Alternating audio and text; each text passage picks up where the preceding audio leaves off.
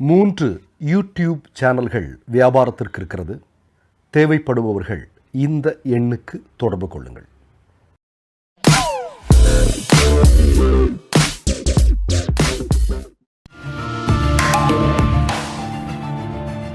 கேள்விகளை நீ கேட்கிறாயா அல்லது நான் கேட்கிறேன்? வணக்கம். அடுத்த ஆண்டு மார்ச் ஏப்ரல் மாதங்களில் 5 மாநிலத்தினுடைய சட்டமன்ற தேர்தல் நடக்கவிருக்கிறது. அந்த 5 மாநிலத்தில் ஒரு மிக முக்கியமான மாநிலம் திரிணாமுல் காங்கிரஸ் ஆட்சி இருக்கக்கூடிய மேற்கு வங்கம். இந்த மேற்கு வங்கத்தில் கடந்த 10 வருடங்களாக அமித்ஷாவும் மோடியும் ஆர்எஸ்எஸும் போட்டுட்டு இருக்கக்கூடிய திட்டங்களை எல்லாத்தையுமே மேற்கு வங்க மக்கள் முறியடித்து பாஜகவை விரட்டி அடிக்கக்கூடிய காட்சியை நாம் பார்த்து வருகிறோம். இப்போ இந்த நேரத்தில் வருகிற ஏப்ரல் மாதம் ராம நவமியை மிகப்பெரிய அளவில் மேற்கு வங்கம் முழுவதும் கொண்டாடுவதற்கு பாஜகவினுடைய அந்த மாநிலத்தினுடைய மிக முக்கியமான தலைவர்களாக இருக்கக்கூடிய சுவேந்து அதிகாரி ஒரு அறிக்கையை வெளியிட்டிருக்கிறார். என்ன அப்படின்னா, ஏப்ரல் 5ஆம் தேதி மேற்கு வங்கத்தில் கொண்டாடக்கூடிய ராம நவமியை ஒட்டி ஏறத்தாழ 2000 ஊர்வலங்கள் மேற்கு வங்கம் முழுவதும் நடக்கும். அது மட்டுமல்ல, 1 கோடிக்கும் அதிகமான இந்துக்கள் அதில் பங்கெடுப்பார்கள் என்று சொல்லியிருக்கிறார். கூடுதலாக அவர் சொல்கிறதா இன்னும் பதட்டத்தை ஏற்படுத்தக்கூடிய விஷயம் என்ன அப்படின்னா, திரிணாமுல் காங்கிரஸ் கட்சியை சார்ந்தவர்கள் இந்த ராமநவமி கொண்டாட்டத்திற்கு அனுமதி மறுப்பார்கள். அப்படி மறுத்தால் நீங்கள் அதை கண்டுகொள்ள வேண்டிய தேவையில்லை, நீங்கள் கொண்டாடிக்கொண்டே இருங்கள், வர்றதை பார்த்துக்கலாம் அப்படிங்கிற மாதிரி சொல்லியிருக்கிறாங்க. இது ஒன்று.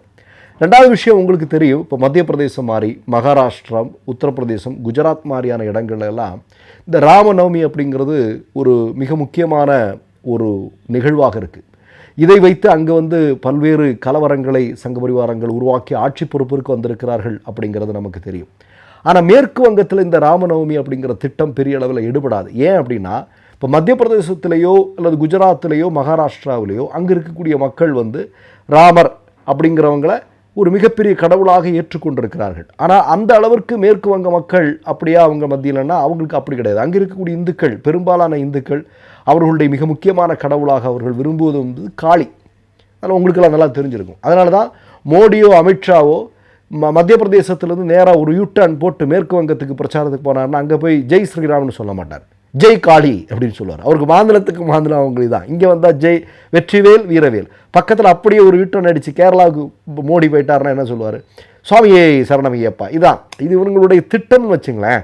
இப்போ அதனால் மேற்கு வங்கத்தில் இந்த ராமநவமி அப்படிங்கிறது பெரிய அளவில் எடுபடக்கூடிய விஷயம் இல்லை.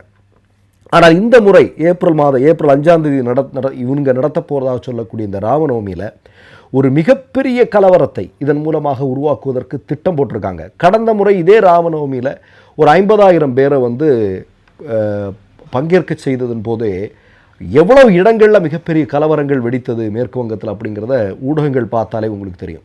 அப்போ இந்த முறை 2000க்கும் அதிகமான இடங்களில் நடத்துகிறதாகவும் அதில் 1 கோடி பேரை நாங்கள் பங்கேற்க செய்கிறோம் அப்படிங்கிற மாதிரிலாம் சொல்லியிருக்கிறாங்க. இதில் கூடுதலாக ஒரு ஊடகம் வெளியிட்டிருக்கக்கூடிய செய்தி என்ன அப்படின்னா, மிகப்பெரிய கலவரங்களை திட்டமிட்டு உருவாக்குவதற்கு ஆர்எஸ்எஸ் சங்க பரிவார கும்பல் மத்திய பிரதேசம், அதே மாதிரி உத்தரப்பிரதேசம், ராஜஸ்தான், குஜராத் மாதிரியான இடங்கள்லேருந்து சங்க பரிவார குண்டர்களை மேற்கு வங்கத்தில் இறக்குமதி செய்வதற்கு ஒரு மிகப்பெரிய திட்டத்தை தீட்டியிருக்கிறார்கள் என்று சொல்கிறார்கள்.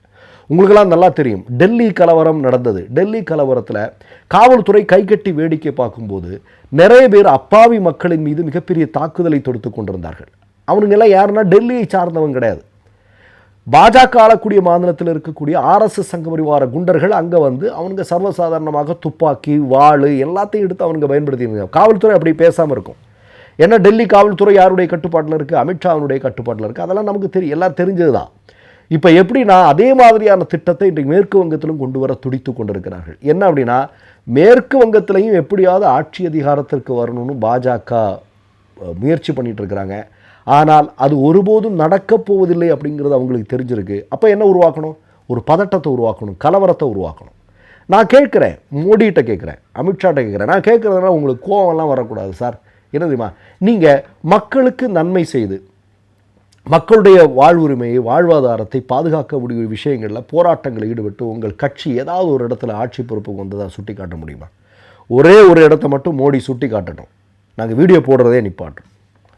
இது சொல்லும்போது மோடிக்கு கோபம் வரலாம், மோகன் பாகவத்து கோபம் வரலாம், அமித்ஷாவுக்கு வரலாம், ஆட்டுக்குட்டிக்கு கோபம் வரலாம், வானதிக்கு கோபம் வரலாம். ஆனால் கோபம் வந்தாலும் நான் கேட்குவேன். ஏன் கேட்பேன் தெரியுமா? உங்களுக்கு தெரிஞ்சது பூரா கலவரம் தான். இன்னொருத்தன் கோயிலில் வந்து இன்னொருத்தனுடைய வழிபாட்டு தலங்கள் ஏதாவது பண்ணுறது, சொந்த கோயிலே பன்னி இறைச்சி வீசுறது, சொந்த அலுவலகத்திலேயே குண்டு வைக்கிறது, என்ன அதாவது இப்படியே பண்ணி எத்தனை நாள் பொழப்பு நடத்துவீங்க? நான் கேட்குறேன். நான் திரும்ப சொல்கிறதுனால கோவிச்சுக்கூடாதுங்க.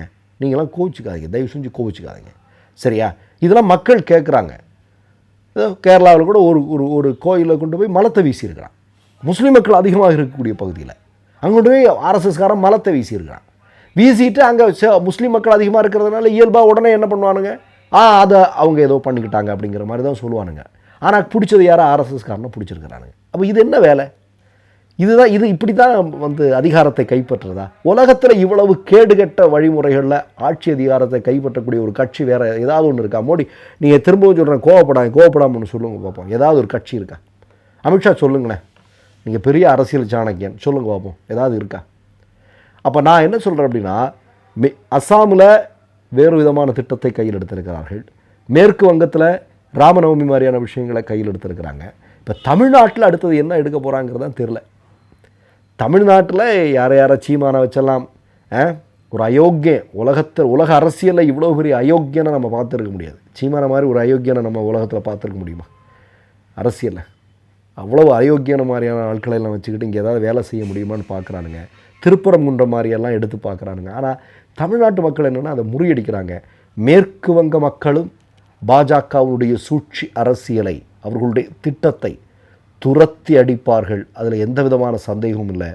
மோடிக்கு மேற்கு வங்கம் அப்படிங்கிறது கனவு தான். எப்படி தமிழ்நாடு அப்படிங்கிறது ஆர்எஸ்எஸ் கனவாக இருக்க போகுதோ வாழ்நாளில், மேற்கு வங்கமும் அப்படி கனவாக தான் இருக்கும்.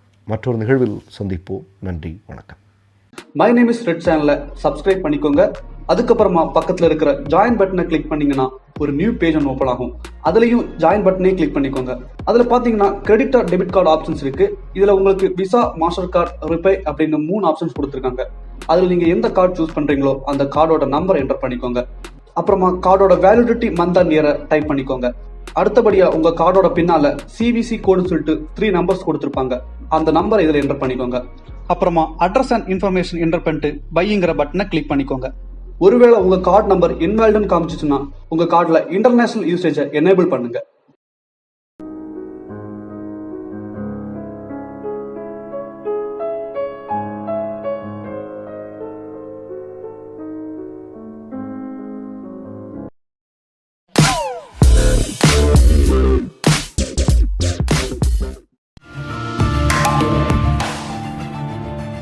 கேள்விகளை நீ கேட்கிறாயா அல்லது நான் கேட்கிறேன்?